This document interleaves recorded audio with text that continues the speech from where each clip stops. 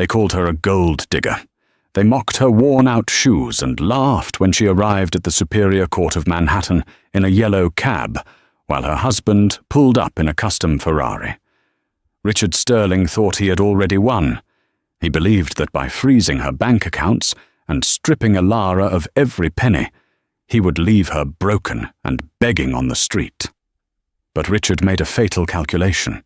He didn't know the secret Elara had kept hidden for 3 years to test his loyalty. He didn't know that the woman he was discarding like trash wasn't just a housewife.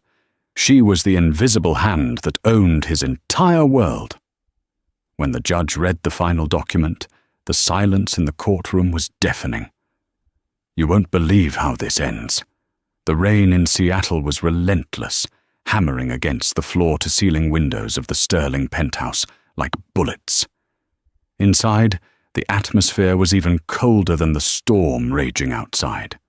Elara Vance stood by the marble kitchen island, her hands trembling slightly as she clutched a wet rag. She had just finished scrubbing the countertops, a task the maids usually did, but her mother-in-law, Beatrice Sterling, insisted that Elara earn her keep since she contributed nothing financially to the marriage. You missed a spot. A sharp voice cut through the silence. Elara looked up to see Beatrice standing in the doorway, draped in a silk robe that cost more than Elara's entire wardrobe. Beatrice pointed a manicured finger at a microscopic smudge on the granite. "I'll get it, Beatrice," Elara said softly, wiping the spot again. "It's Mrs. Sterling to you," the older woman snapped, walking into the room and pouring herself a glass of water. Honestly, Richard is a saint for putting up with this incompetence. 3 years of marriage, and you still act like a scared waitress from a roadside diner. I told him he should have married Veronica Huxley. At least she has breeding. Elara bit her lip, tasting iron. I love Richard, and he loves me. Beatrice laughed, a harsh, clucking sound. Love? Oh, you poor, naive girl. Men like Richard don't love charity cases. They tolerate them until they get bored. And looking at you, she raked her eyes over Elara's faded jeans and oversized sweater. He's very bored. Before Elara could respond, the front door slammed open. Richard Sterling strode in, bringing a gust of cold wind with him. He was a handsome man, with the sharp jawline of a movie star and the cold eyes of a shark. He was the CEO of Sterling Dynamics, a tech conglomerate that had seen a meteoric rise in the last 2 years. "Richard," Elara said, wiping her hands and stepping forward to greet him. "Dinner is almost rare." Richard walked right past her, not even glancing in her direction. He tossed his briefcase onto the sofa and loosened his tie. "I'm not hungry. Pack your things." Elara froze. "What?" Richard turned, his face devoid of emotion. I said, "Pack your things. I want you out by tonight." Elara felt the room spin. "Richard, what are you talking about? Is this a joke? Do I look like I'm joking?" He reached into his suit jacket and pulled out a thick manila envelope, tossing it onto the coffee table. It landed with a heavy thud. "Divorce papers. My lawyers drafted them this morning, citing irreconcilable differences, though we both know the difference is that I'm a billionaire and you're nothing." "But we promised," Elara whispered, tears welling up. "When we met, you said money didn't matter. You said you wanted someone who loved you for you, not your bank account." "I was young and sentimental," Richard scoffed, pouring himself a drink. "Now I'm a major player in the global market. I need a wife who fits the part. A partner, Elara, not a dependent. Veronica Huxley and I have been reconnecting. Her father can help Sterling Dynamics expand into Europe. What can you do? Make a casserole." Beatrice clapped her hands together, delighted. "Finally. I knew you'd come to your senses, son." Elara looked between them, the realization crashing down on her. The 3 years of standing by him while he built the company, the late nights she spent comforting him when investors pulled out, the quiet support she offered when he was a nobody. It meant nothing. "I signed a prenup," Elara said, her voice shaking but gaining a strange, steely edge. "I didn't ask for your money then, and I don't want it now, but you can't just kick me out into the storm." "Actually, I can," Richard sneered. "The penthouse is in my name. The car is in my name. Even the phone in your pocket is paid for by the company. You have 1 hour to collect your personal effects, clothes and toiletries only. Anything bought with my money stays." He stepped closer, towering over her. "And don't try to fight this in court, Elara. My lawyer is Marcus Thorne. He's the best in the state. He'll bury you in legal fees before you can even open your mouth. Just sign the papers, take the $10,000 settlement I'm generously offering, and disappear." Elara stared at him. The man she loved was gone, replaced by a monster fueled by greed and ego. She took a deep breath, the tears suddenly stopping. A cold calm settled over her. "1 hour," she said quietly. She turned and walked to the guest bedroom, where she had been sleeping for the past month, since Richard had started coming home late. She grabbed an old duffel bag, the one she had brought with her 3 years ago. She packed 2 pairs of jeans, 3 t-shirts, and a worn leather notebook she kept hidden in the back of her drawer. She left the diamond earrings he gave her for their first anniversary. She left the designer dresses Beatrice had forced her to wear for galas. When she walked back into the living room 40 minutes later, Richard and Beatrice were toasting with champagne. "Leaving so soon?" Beatrice smirked. "Don't forget to leave the key." Elara placed the key on the table next to the divorce papers. She looked Richard in the eye. "You think you're untouchable, Richard," she said, her voice steady. "You think money makes you a king, but you forgot one thing about kings." "And what's that?" Richard asked, amused. "They can be dethroned." Richard laughed, shaking his head. "Get out, Elara." Elara walked out into the rain. She didn't call a taxi immediately. She walked 2 blocks until she was soaked to the bone, standing under the awning of a closed bakery. She reached into her pocket and pulled out a burner phone she had kept hidden for 3 years. A phone Richard knew nothing about. She dialed a number. "Hello?" A deep, authoritative voice answered on the second ring. "Arthur," Elara said, watching the rain wash away the dirt of her old life. "It's time. Initiate Protocol Phoenix." "Ms. Vance?" The voice on the other end sounded shocked. "Are you sure? Once we start this, there is no going back. The board has been waiting for your return, but to reveal yourself now—" "He served me papers today, Arthur," Elara said, watching the lights of the Sterling penthouse high above. "He hired Marcus Thorne." There was a pause, and then a low chuckle from the other end. "Thorne? The man is a shark, but he's a minnow compared to our legal team. Do you want us to destroy Sterling Dynamics immediately?" "No," Elara said coldly. "That's too easy. I want to face him in court. I want him to look me in the eye when he realizes exactly who he just divorced. Prepare the jet. I'm coming to New York." 3 weeks later, the day of the hearing arrived. The New York Civil Court was buzzing with reporters. The divorce of Richard Sterling, the billionaire tech mogul, was front-page news.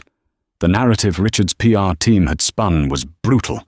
Elara Vance, the leeching housewife, refusing to let go of her golden goose. Inside the courtroom, Richard sat comfortably at the plaintiff's table. He looked immaculate in a $5,000 charcoal suit, whispering jokes to his lawyer, Marcus Thorne. Thorne was a legend in New York, a man who had never lost a high-stakes divorce case. On the other side of the aisle, Elara sat alone. She wore a simple black dress she had bought at a thrift store the day before. Her hair was pulled back in a severe bun, and she wore no makeup. She looked small, fragile, and defeated. "All rise," the bailiff announced. Judge Harrison, a stern man with thick glasses and zero tolerance for theatrics, swept into the room and took the bench. "Be seated. We are here for the matter of Sterling versus Sterling. Mr. Thorne, you may proceed." Marcus Thorne stood up, buttoning his jacket. He walked toward the judge with the confidence of a man who owned the room. "Your Honor," Thorne began, his voice smooth as silk. "This case is simple. We have a prenuptial agreement signed by both parties 3 years ago. My client, Mr. Sterling, has generously offered a settlement of $10,000, which is more than fair considering Ms. Vance brought 0 assets into the marriage and contributed 0 assets during the marriage. She has no job, no education, beyond high school, and has lived entirely off my client's generosity." Thorne turned to look at Elara with a pitying smile. "We are asking for the immediate enforcement of the prenup and a restraining order to prevent Ms. Vance from defaming Mr. Sterling's character in the press, as she has threatened to do." Judge Harrison looked at Elara. "Ms. Vance, where is your legal counsel?" The courtroom went silent. Everyone looked at the empty chair beside her. "I am representing myself, Your Honor," Elara said softly. A ripple of laughter went through the gallery. Richard covered his mouth to hide a smirk. Beatrice, sitting in the front row behind Richard, didn't bother hiding her laugh. "Ms. Vance," the judge sighed, removing his glasses. "This is a high-stakes financial hearing. Mr. Thorne is one of the top attorneys in the country. Are you sure you want to proceed without a lawyer? I can grant a continuance for you to find a public defender." "That won't be necessary, Your Honor," Elara said. "I know the law." "Very well," the judge said, clearly annoyed. "Mr. Thorne, call your first witness." Thorne called Richard to the stand. For the next hour, Thorne masterfully painted a picture of Elara as a lazy, ungrateful burden. Richard testified with fake sadness, claiming he had tried to help her find a career, but she refused to work. He claimed she spent her days shopping online, a lie, and harassing his staff, another lie. She was just incompatible with the lifestyle required of a CEO's wife, Richard said, looking at the jury with puppy dog eyes. "I need someone who understands business, someone who understands the value of $1. "Thank you, Mr. Sterling," Thorne said. "No further questions." "Ms. Vance," the judge said. "Do you wish to cross-examine the witness?" Elara stood up. She walked slowly toward the witness stand. She didn't have a notepad or a stack of files like Thorne. She just had her hands clasped behind her back. "Mr. Sterling," Elara began, her voice gaining volume. "You stated that I contributed nothing to the marriage financially. Is that correct?" "Yes," Richard said, bored. "You didn't pay a single bill. And you stated that Sterling Dynamics grew by 400% in the last 2 years due to your leadership alone?" "Absolutely," Richard puffed out his chest. "My strategic acquisitions of smaller tech firms in Silicon Valley were the key." "Interesting," Elara said. She took a step closer. "Can you name the 3 firms you acquired in 2024? Richard blinked. He looked at Thorne, who frowned. "Objection! Relevance!" Thorne called out. "It goes to the division of assets, Your Honor," Elara said calmly. "If Mr. Sterling is a genius businessman, he should know his own acquisitions." "Overruled," the judge said. "Answer the question." "Well, Richard stammered. "It was Nexus Tech, Blue Wave Systems, and—" He froze. He couldn't remember the third one. "And Orion Data Solutions?" Elara provided. "Right. Orion," Richard snapped. "Yes." "And who was the CEO of Orion Data Solutions before you bought it?" Elara asked. I don't know," Richard scoffed. "Some guy. We dealt with their legal team. Why does it matter? It matters, Ilara said, turning to the gallery, because you bought Orion Data Solutions for $50 million. A steal, considering their patent for quantum processing serves as the backbone of your new flagship product. So I made a good deal, Richard smirked. That just proves my point. Does it? Ilara reached into her pocket and pulled out a single, folded piece of paper. Your Honor, I would like to submit Exhibit A. The bailiff took the paper and handed it to the judge. The judge's eyebrows shot up. Mr. Sterling, Ilara said, her eyes locking onto his. You claimed I never worked. You claimed I sat at home while you built an empire. But tell me, do you recognize the signature on the deed of sale for Orion Data Solutions? Richard frowned. No, like I said, I dealt with lawyers. Take a look. Ilara pointed to the paper in the judge's hand. Judge Harrison held up the document. The deed of sale for Orion Data Solutions is signed by the seller, an E.V. Blackwood. The room fell silent. Even Marcus Thorne looked up, his pen hovering over his legal pad. E.V. Blackwood, Richard said, confused. So? E.V., Ilara said, stepping closer to the stand until she was right in front of him. Ilara Vance. Richard laughed nervously. That's a coincidence. You're Ilara Vance, not Blackwood. My mother's maiden name was Blackwood, Ilara said, her voice dropping to a dangerous whisper. And do you know why you got Orion for $50 million instead of the $200 million it was worth? Do you know why the mysterious owner agreed to sell it to you specifically, despite higher offers from Google and Microsoft? Richard's face went pale. Because I told my board to accept the offer, Ilara said. I wanted to give my husband a win. I wanted to see you succeed. Objection. Thorne jumped up, knocking his chair over. This is preposterous. She's lying. She's a housewife, Your Honor. There is no proof she is E.V. Blackwood. Oh, I have proof, Ilara said, turning to the courtroom doors. And I brought a witness. The heavy oak doors at the back of the courtroom swung open. A man walked in. He was older, distinguished, wearing a suit that made Richards look like a discount rack item. He carried a briefcase with a gold crest on it. A gasp went through the room. Every business journalist present recognized him instantly. It was Arthur Pendleton, the chief financial officer of the Blackwood Group, one of the largest, most secretive private equity firms in the world. Your Honor, Arthur announced, his voice booming. I apologize for the interruption. I am here to represent my employer, the CEO of the Blackwood Group. And who is that? Judge Harrison asked, leaning forward. Arthur walked down the aisle, stopped beside Ilara, and bowed his head respectfully to her. She is standing right here, Your Honor. The silence that followed Arthur Pendleton's declaration was heavy, the kind of silence usually reserved for the moments after a bomb detonation.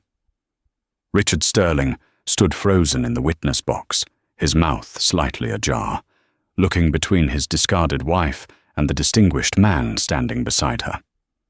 This is ridiculous, Richard finally stammered, though his voice lacked its usual arrogance. He looked at his lawyer, desperation creeping into his eyes. Marcus, do something. This is obviously a stunt. She hired an actor. Ilara barely finished high school. She worked at a diner in Idaho when I met her. Marcus Thorne, however, was not looking at Richard. He was staring at Arthur Pendleton with the color draining from his face. Thorne knew exactly who Arthur was. He had seen him on the cover of Forbes 3 years ago as the architect of the modern economy. You didn't hire a man like Arthur Pendleton to play a role. Your Honor, Thorne said, his voice tight. We demand proof of these allegations. The idea that Miss Vance is a A tycoon is simply unbelievable. The proof is in the briefcase, Mr. Thorne, Arthur said calmly. He lifted the heavy leather case onto the defense table and clicked the gold latches open. He pulled out a thick stack of documents, bound in navy blue folders. Exhibit B, Arthur announced, handing a folder to the bailiff. The Articles of Incorporation for the Blackwood Group, listing Elara Vance, under her legal alias E.V. Blackwood, as the sole proprietor and majority shareholder. Exhibit C, he continued, handing over another sheaf of papers. Bank statements from the Royal Bank of Zurich, the Cayman Islands Offshore Trust, and the Federal Reserve of New York, showing liquid assets currently under Ms. Vance's direct control. Judge Harrison took the documents. He adjusted his glasses, flipping through the pages. His eyes widened behind the lenses. He flipped faster. He looked up at Elara, then back at the papers, then at Richard. Mr. Sterling, the judge said, his voice surprisingly gentle, almost pitying. You listed your net worth in the divorce filing as $4.2 billion. Is that correct? Yes, Richard said, puffing his chest out slightly, trying to regain his footing. And I worked damn hard for every cent. That is a substantial sum, the judge nodded. He then looked at the document in his hand. However, according to these verified statements, Ms. Vance's net worth is currently estimated at— The judge paused, clearing his throat as if the number was stuck. $140 billion. The courtroom erupted. Reporters jumped from their seats, typing furiously on their phones. The gallery gasped. Beatrice Sterling, who had been sneering a moment ago, clutched her pearl necklace so hard the string snapped, sending pearls cascading onto the wooden floor with a clatter that no one bothered to acknowledge. "That's impossible!" Richard screamed, slamming his hand on the witness stand rail. "She's a nobody. She scrubbed my floors yesterday. She begged me for grocery money." Elara stepped forward, her heels clicking rhythmically on the floor. She looked like a giant now, and Richard, despite his height, looked incredibly small. "I scrubbed your floors because I wanted to take care of our home, Richard," Elara said, her voice cutting through the noise. "I asked for grocery money because we agreed to live on your budget. I wanted to see if you could love a wife who needed you, not a wife who could buy and sell you." She walked until she was standing right below the judge's bench, turning to face the stunned audience. "My grandfather was Elias Blackwood, the shipping magnate. When he died, he left everything to me. I was 18. I saw what money did to people. I saw how it turned friends into leeches and lovers into liars. So, I created E.V. Blackwood as a shield. I went into the world as Elara Vance, a simple girl from Idaho, looking for something real." She turned her gaze back to Richard. Her eyes were dry, but they held a storm of pain. "I thought I found it with you, Richard. You were ambitious, passionate. You told me you wanted to change the world. I believed in you. But the moment you tasted a little bit of power, the moment your bank account hit 7 figures, you changed. You became exactly what I was running from." Richard was shaking his head, his face a mask of red-hot embarrassment. You lied to me. This is fraud. You entered the marriage under false pretenses." "Actually," Marcus Thorne interrupted, trying to find a legal angle to salvage the disaster. "Mr. Sterling is right. This is marriage fraud. If Ms. Vance has billions, she hid assets during the marriage. That invalidates the prenup." Arthur Pendleton chuckled darkly. "Careful what you wish for, Mr. Thorne. If you invalidate the prenup, then we revert to state law, which means a 50-50 split of all marital assets." Thorne froze. "If we split 50-50, Arthur continued, smiling like a wolf, "Ms. Vance gets half of Sterling Dynamics, but Mr. Sterling, he gets half of the Blackwood Group. Richard's eyes lit up with sudden, predatory greed. "Yes, invalidate it. I want half. I deserve half for the emotional distress of being lied to." Elara watched him, a look of pure disgust on her face. "You really don't change, do you? Even now, after everything, all you see is the money." "It's my right," Richard yelled. "We are married. What's yours is mine." "Is that so?" Elara asked. She looked at Arthur. "Show them Exhibit D." Arthur pulled out a single, thin document. It wasn't a bank statement. It was a contract, yellowed slightly with age. "Mr. Sterling," Arthur said, "do you remember the day before your wedding? You were panicking because your startup capital had fallen through. You needed a guarantor for a massive loan, or Sterling Dynamics would have died in the crib." I remember," Richard said. "I found an angel investor, the Aurora Trust. They saved me." "The Aurora Trust," Elara said, "is a charitable arm of the Blackwood Group. I signed that loan, Richard. Me. And do you remember the specific clause regarding the conduct of the beneficiary?" Richard's face went blank. He didn't read the fine print. He never read the fine print. "Clause 14, Section B," Arthur read aloud. "In the event that the beneficiary engages in acts of infidelity, moral turpitude, or dissolves the marriage to the primary guarantor without just cause, the loan is immediately callable in full, with a 200% penalty." The heir left the room. "You owe the Aurora Trust, aka me, $4 billion, Elara said softly, "plus interest, payable immediately." Richard slumped back into the chair. He looked at Thorne. "Fix this," he whispered. I can't," Thorne whispered back, looking terrified. "It's a binding commercial contract. It has nothing to do with family court. If they call that loan, you're bankrupt. Sterling Dynamics is finished." The chaos in the courtroom was palpable. The judge had to bang his gavel 3 times to restore order, but the damage was done. Richard Sterling, the golden boy of the tech world, was sweating profusely, loosening his tie as if it were a noose. "Order! Order!" Judge Harrison shouted. "Miss Vance, are you moving to call this debt immediately?" "Not yet, Your Honor," Elara said, her voice cool and composed. "I'm not done." She walked back to her table and took a sip of water. She watched Richard, who was now huddled with Thorne, whispering furiously. Beatrice Sterling had recovered from her shock enough to start shouting from the gallery. "She entrapped him! She trapped my son!" Beatrice wailed. "She's a witch!" "Bailiff, remove that woman," Judge Harrison ordered without looking up. Beatrice was escorted out, screaming obscenities, while Richard didn't even turn to help her. He was too busy trying to save his own skin. "Your Honor," Thorne stood up, his voice shaking. "We move for a recess.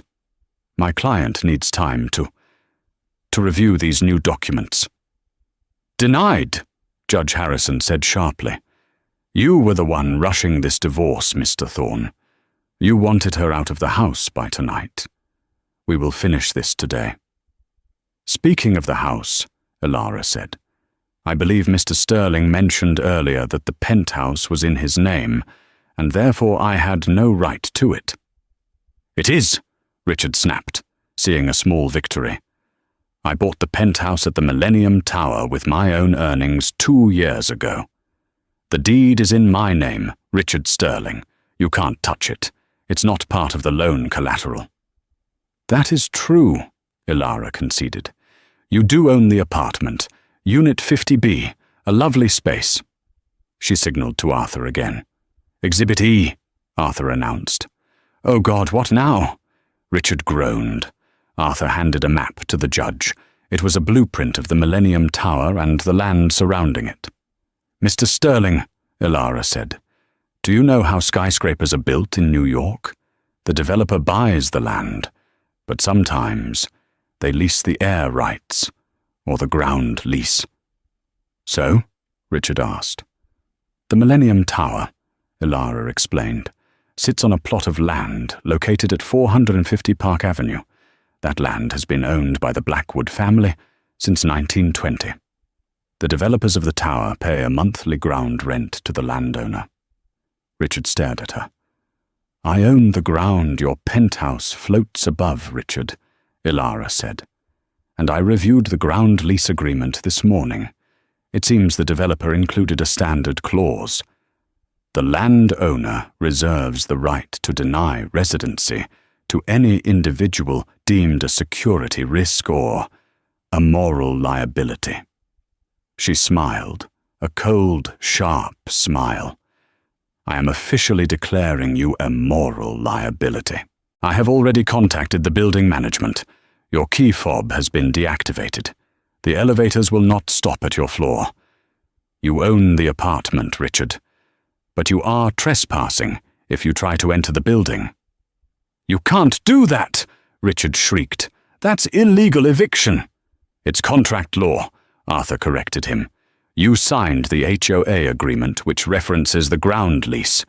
You really should read what you sign, Mr. Sterling." Richard looked like he was about to vomit. In the span of 20 minutes, he had gone from a billionaire divorcing a pauper to a bankrupt man who couldn't even go home. But Ilara wasn't finished. She wanted to dismantle the one thing he actually cared about, his ego. "But let's talk about the future," Ilara said, turning to the judge. "Mr. Sterling mentioned earlier that he is leaving me for Veronica Huxley, the daughter of the Huxley shipping empire. He claims her father can help him expand into Europe." Richard looked up, hope flickering in his eyes. Yes, Veronica. Veronica was his safety net. The Huxley family was powerful, not Blackwood powerful, but powerful enough to save him. "Veronica loves me," Richard spat. "She knows how to treat a man of my stature. Her father, George Huxley, is a close friend of mine." "Is he?" Ilara asked. She pulled out her phone. "Because I just got a text from George." "You don't know George Huxley," Richard scoffed. "George Huxley has been the European logistics partner for the Blackwood Group for 20 years, Ilara said. "His entire fleet operates on fuel subsidies that I provide. Without my subsidies, the Huxley shipping empire goes bankrupt in a month." She held up the phone so Richard could see the screen. It was a text message from George H. Message: "Just saw the news. So sorry, Ilara. I had no idea he was your husband. The engagement is off. Veronica is on a plane to Paris. We are cutting all ties with Sterling Dynamics immediately." Richard read the message. His mouth opened and closed, but no sound came out. The safety net was gone. "You took everything," Richard whispered, his voice cracking. "You stripped me naked." "I didn't take anything that wasn't already mine, Richard," Ilara said. "I gave you the world. I gave you the funding, the connections, the home, the stability. I was the wind beneath your wings, and you thought you were flying on your own. All I did today was stop blowing." Judge Harrison looked at the shattered man in the witness box. "Mr. Sterling," the judge said, "in light of the revelations regarding the debt to the Aurora Trust, the prenup seems irrelevant. You are facing insolvency. I suggest you negotiate with the plaintiff." Richard looked at Ilara.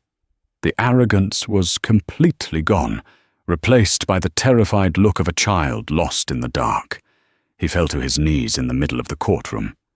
"Ilara, please," he sobbed, tears streaming down his face, ruining his expensive suit. "Please, I'm sorry. I was an idiot. I was blinded by stress. I love you. I've always loved you. We can fix this. I'll fire Thorne. I'll cut off Beatrice.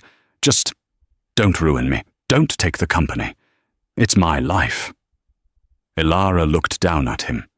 The man she had adored for 3 years was groveling at her feet. It was pathetic. It was satisfying. But mostly, it was heartbreaking. She crouched down so she was eye level with him. The cameras flashed wildly, capturing the image of the billionaire on his knees before the woman in the thrift store dress. "You want to keep the company?" she asked softly. "Yes." Richard nodded frantically. "Yes, please. I'll do anything." "Okay," Elara said. She stood up and turned to the judge. "Your Honor, I am willing to forgive the debt to the Aurora Trust and allow Mr. Sterling to retain ownership of Sterling Dynamics, under one condition." "And what is that?" Judge Harrison asked. "I want a seat on the board," Elara said. "Not just a seat. I want the chairman's seat, and I want veto power over all executive decisions, including the employment of the CEO." Richard looked up, his eyes widening. She was going to be his boss. She was going to own him. "Do you accept, Mr. Sterling?" the judge asked. Richard looked at the ruins of his life. He had no choice. "I accept," he whispered. "Good," Elara said. She turned to walk away but stopped. "Oh, and Richard?" "Yes?" "You're fired." The photo of Richard Sterling on his knees, weeping in the courtroom, was on the cover of every newspaper in the country the next morning. The New York Times ran the headline, "The Billionaire Who Wasn't." The Post was less subtle. "Checkmate. Housewife to head honcho." For Elara, there was no time to revel in the victory. The morning after the trial, she didn't wake up in the guest room of a penthouse. She woke up in the master suite of the Blackwood estate in the Hamptons, a property she hadn't set foot in for 3 years. She dressed not in the rags Richard had forced her to wear, but in a tailored white suit that cost more than Richard's car. She looked in the mirror. The scared girl was gone. Evie Blackwood was back. At 8 a.m. sharp, a convoy of black SUVs pulled up to the glass and steel skyscraper that housed Sterling Dynamics in downtown Manhattan. The lobby was silent as she entered. Security guards who used to ignore her or look at her with pity now stood at rigid attention. Receptionists who had smirked when she brought Richard his forgotten lunch were now trembling, their eyes glued to their screens. Elara walked straight to the elevator, the private executive lift that Richard had previously banned her from using. She pressed the button for the top floor. When the doors opened, the chaos was audible. The executive floor was in a panic. Shredders were running. People were packing boxes. "Stop," Elara said. She didn't shout, but her voice carried across the open plan office. The shredders stopped. Every head turned. "Leave the boxes," she said, walking toward the main conference room. "Everyone to the boardroom. Now."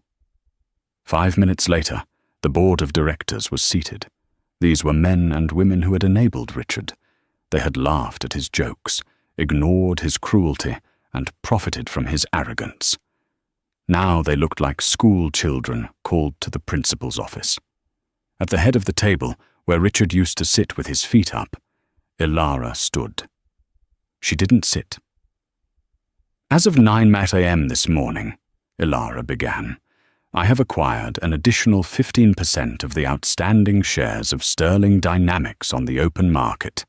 Combined with the settlement regarding the Aurora Trust debt, the Blackwood Group now controls 65% of this company."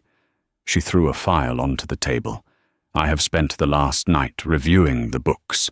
Not the cooked books you showed the shareholders, but the real ones. The ones Richard hid on his private server." A heavy-set man named Gerald, the VP of Operations, loosened his collar. "Mrs. Sterling, Ms. Blackwood, we were just following Richard's orders."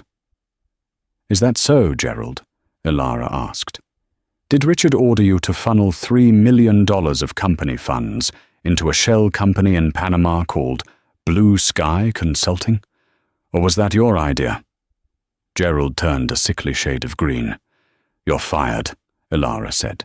"Security is waiting to escort you out. If you cooperate, I won't press charges for embezzlement. If you make a scene, the FBI is on speed dial." Gerald didn't make a scene. He practically ran out of the room. "Now," Ilara looked at the remaining 6 board members. Sterling Dynamics makes good tech, but the culture is rotten. Richard built this place on ego. I'm going to build it on competence. Anyone who has a problem with reporting to a woman or a former housewife can leave now. No one moved. Good. Then get to work. We have a stock price to stabilize. While Ilara was cleaning house, Richard was living a nightmare.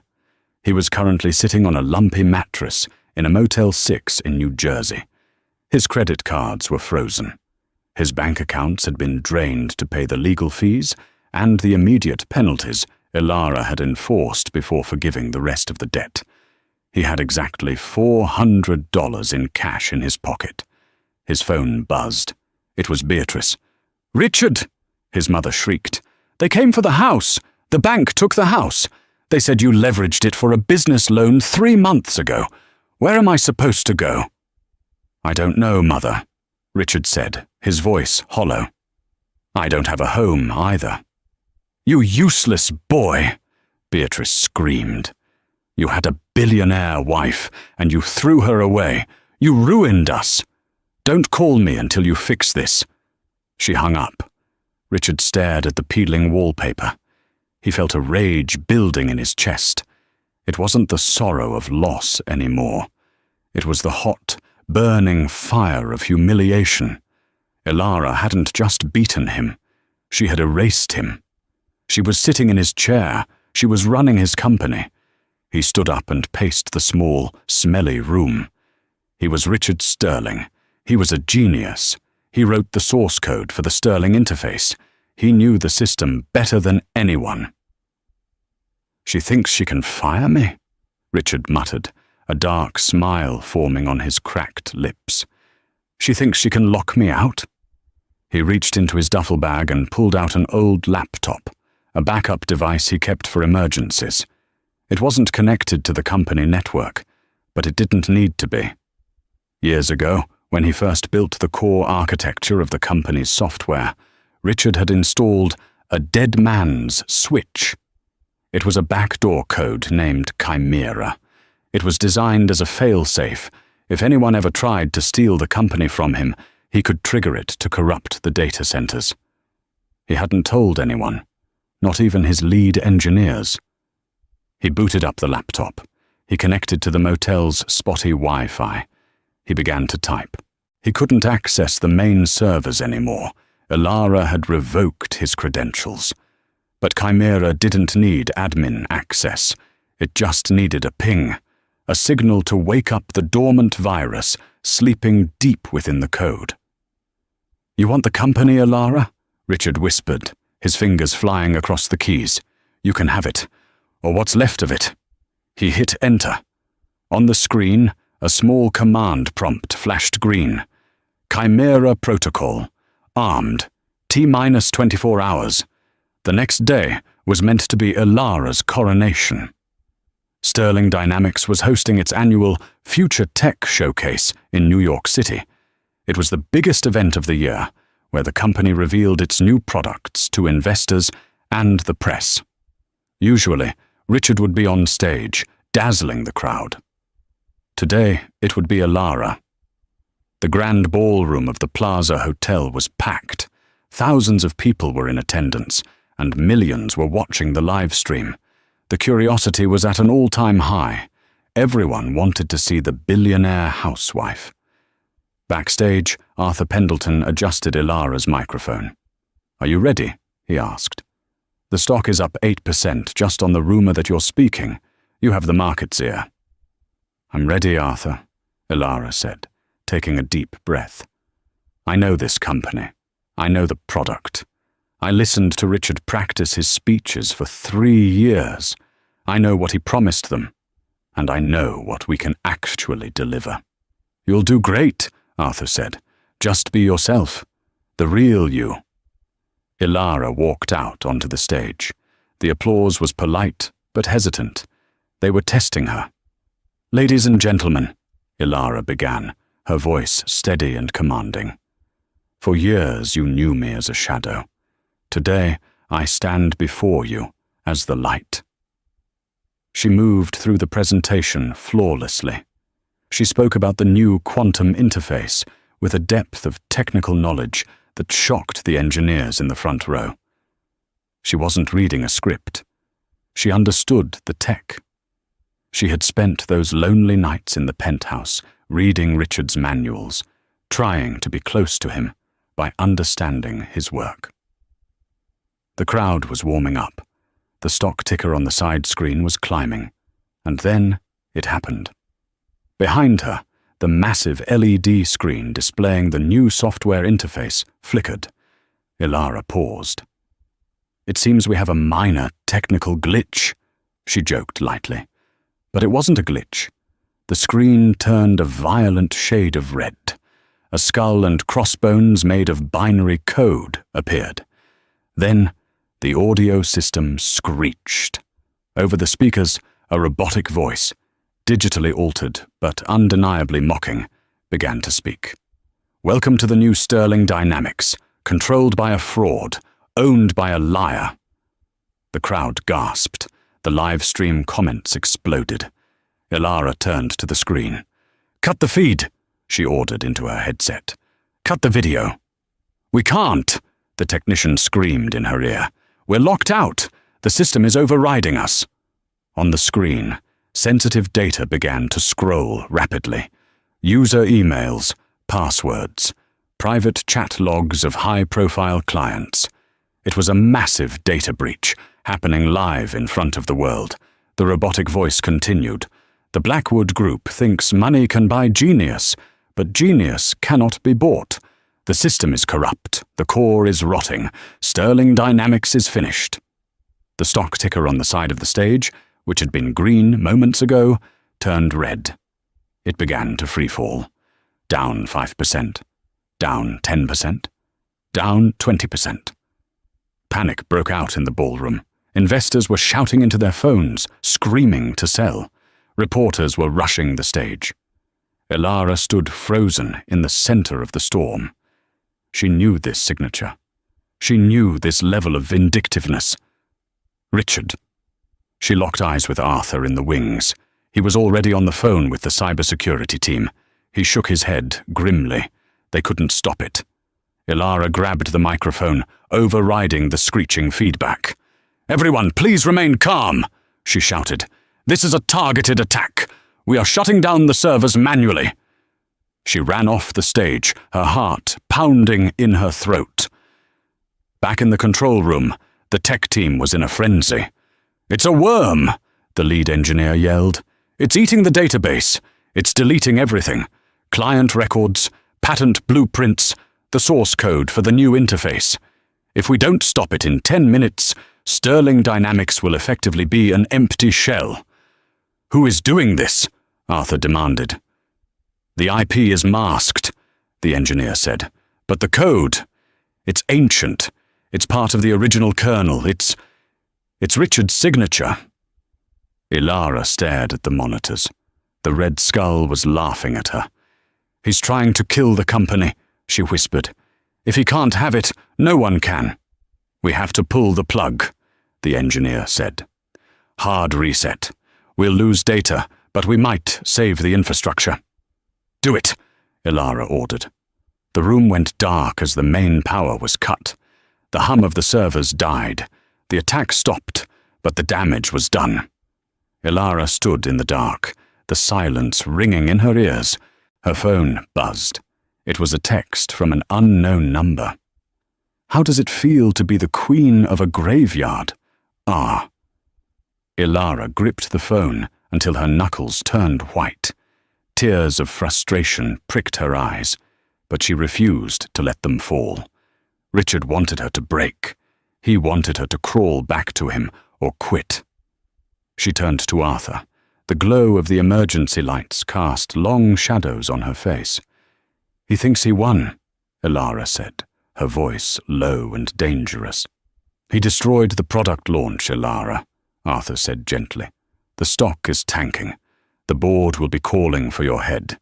The lawsuits from this data breach will be astronomical." "He destroyed the software," Ilara corrected him. "He destroyed the code, but he forgot one thing. What's that? I didn't just study his manuals, Arthur. I kept his notebooks, the ones he threw in the trash when he was frustrated, the ones with the original algorithms. She walked to the door, opening it to face the chaotic hallway. Richard thinks Sterling Dynamics is code. He's wrong.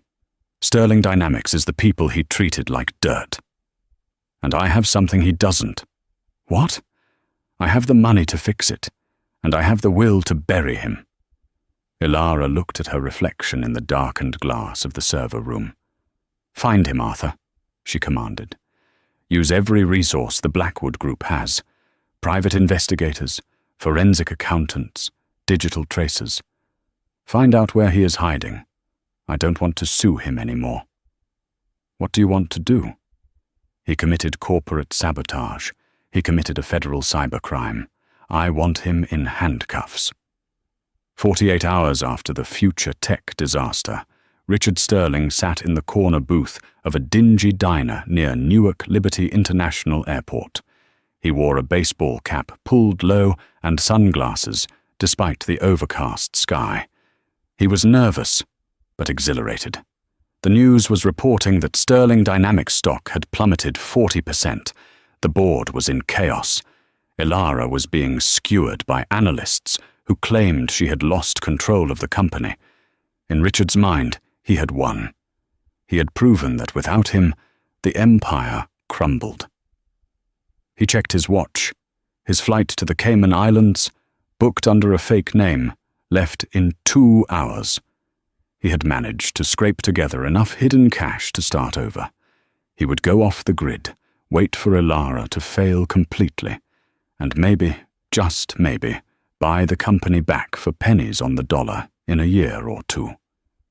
He took a bite of his burger, savoring the taste of revenge. Suddenly, the diner went quiet. Richard looked up.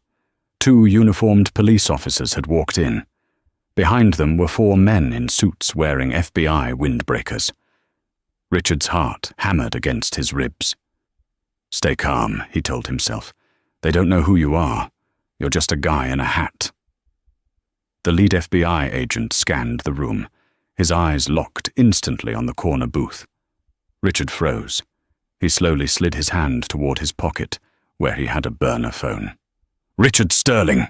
the agent boomed, his voice filling the small diner. "Keep your hands where we can see them." Richard bolted. He scrambled out of the booth, knocking over his coffee.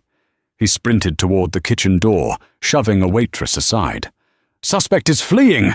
Richard burst through the kitchen, slipping on grease, and kicked open the back door into the alley. He ran toward the street, his lungs burning. He was almost there. He just needed to hail a cab, disappear into the city. A black SUV screeched to a halt at the end of the alley, blocking his path. Richard skidded to a stop.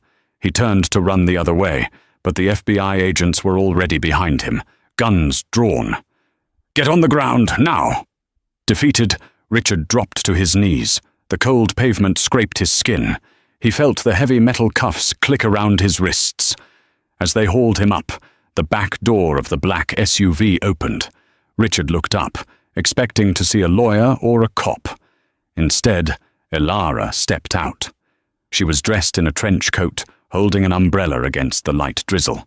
She looked immaculate, untouched by the chaos he had tried to unleash. Arthur Pendleton stood beside her, holding a tablet. "You!" Richard rasped, as the agents pushed him toward the police cruiser. "How did you find me?" Ilara walked forward until she was just out of reach. She looked at him with a mixture of pity and finality. "You used the Chimera protocol, Richard," she said calmly. "You thought you were being clever using an old back door, but you forgot that Chimera was written on a laptop I bought for you. The serial number was registered to my personal email." Richard's eyes widened. The irony was suffocating.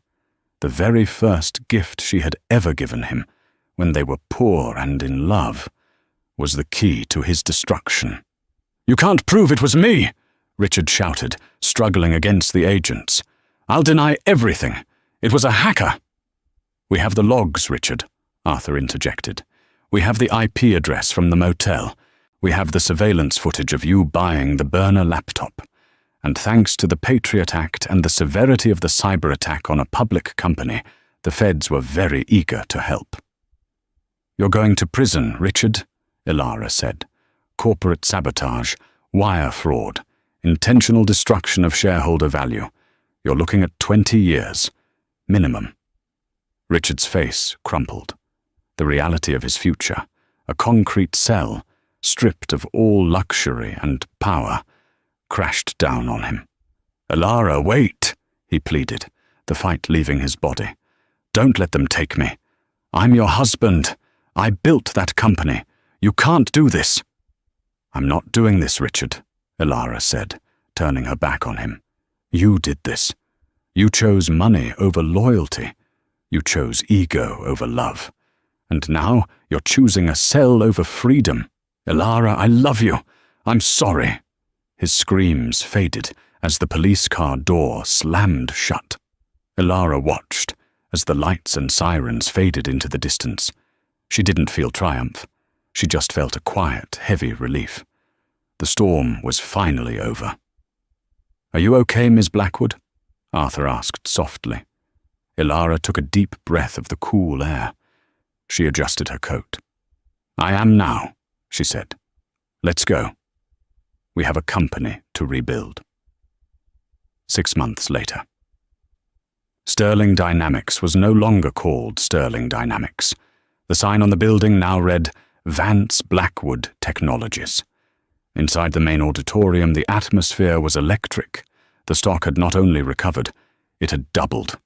The glitch caused by Richard had been fixed within a week, thanks to the notebooks Ilara had saved.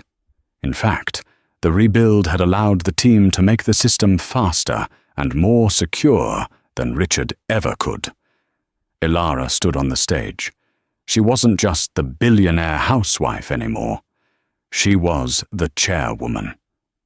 "The past is a lesson," Ilara said to the hushed crowd of shareholders. "It teaches us that value isn't found in bank accounts or stock prices. It's found in integrity. It's found in the people who stand by you when the rain falls." She smiled, spotting a familiar face in the front row. It was the waitress from the diner Richard had abandoned her in years ago. Ilara had hired her to run the company's new charitable foundation. "We are building a future where success is measured by what we give, not what we take," Ilara concluded. "Thank you." Thunderous applause filled the room. Ilara walked off a stage, her head held high. She had walked through fire, stripped of her name and dignity, only to rise from the ashes stronger than before. She checked her phone.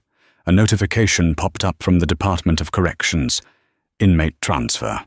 Complete. Sterling, Richard, State Penitentiary." She swiped the notification away without opening it. She deleted it. She had a meeting to get to. And for the first time in her life, Ilara Vance wasn't waiting for anyone to save her. She was the one running the show. And that is how the woman everyone called a gold digger ended up owning the gold mine. Richard Sterling thought he could discard Ilara like yesterday's trash, but he learned the hard way that you should never judge someone by their shoes, especially when that person secretly owns the pavement you're walking on. Ilara didn't just win the court case, she won her life back, proving that the best revenge isn't anger, it's massive, undeniable success. If you enjoyed this story of karma and justice, please smash that like button. It really helps the channel grow. What would you do if you found out your partner was secretly a billionaire? Let me know in the comments below. And don't forget to subscribe and hit the bell icon so you never miss a new story. Thanks for watching, and I'll see you in the next one.